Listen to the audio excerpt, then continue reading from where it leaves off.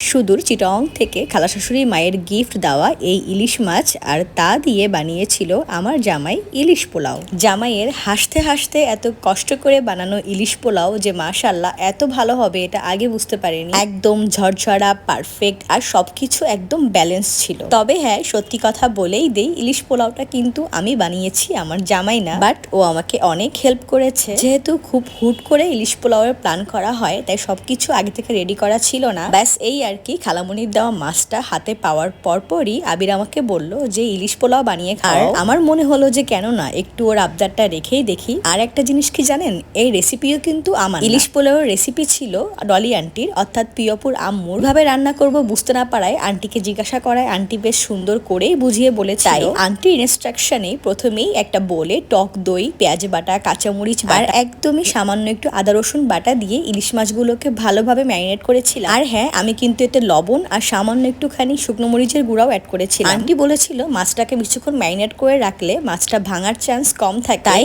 আমি আন্টির কথা মতোই বেশ আধা ঘন্টা থেকে 40 মিনিট মতো ম্যারিনেট করে রেখেছিলাম। দেন চলে আসি আমার রান্না বান্নার প্রসেসিং এ। প্রথমেই কড়াইতে তেল দিয়ে তার মধ্যে দিয়েছিলাম বেশ কিছুটা পেঁয়াজ বেরেস্তা করার জন্য। এর মধ্যে আমার দয়ালু জামাইয়ের বেশ দয়া হলো, তাই একটু হেল্প করতে এসেছি, মানে ফোন টিপতে টিপতে হাঁপিয়ে যেয়ে হেল্প করতে আসা আর কি। এনিওয়ে, এরপর আমি পেঁয়াজটা ভেজে তুলে নিয়ে সেই তেলেই দিয়ে দিয়েছিলাম কিছুটা পেঁয়াজ কুচি। দেন অ্যাড করেছিলাম বেশ খানিকটা পেঁয়াজ বাটা। দেন ঝালের পরিমাপ অনুযায়ী অ্যাড করেছিলাম কাঁচামরিচ বাটা। তারপর মশলাটাকে একটু কষিয়ে অ্যাড করেছিলাম একে একে মাছগুলো। ইলিশ মাছ রান্নার সময় কিন্তু অবশ্যই খেয়াল করতে হবে যাতে কম নাড়ানাড়ি করা হয়, কারণ ভেঙে যাওয়ার চান্স থাকে। এনিওয়ে, এরপর অ্যাড করেছিলাম মাছের মাখানো সেই গ্রেভিটুকু। তারপর সামান্য একটু ধনে গুঁড়ো দিয়ে আরেকটু ওয়েট করেছিলাম মাছগুলো আরেকটু কুক হওয়ার জন্য। এর মধ্যে মাছগুলোকে আমি আরো একবার উল্টিয়ে পাল্টিয়ে দিয়েছিলাম যাতে দুই পাশই ভালোভাবে কুক হয় আর কি। এরপর মাছটা একটু কুক হয়ে আসলে মাছগুলো একে একে তুলে নিয়ে এক পাশে রেখে দিব। তারপরে সেই সেম মশলাতে আমি দিয়ে দিয়েছিলাম আমার আগে থেকে ধুয়ে রাখা পোলাও চাল।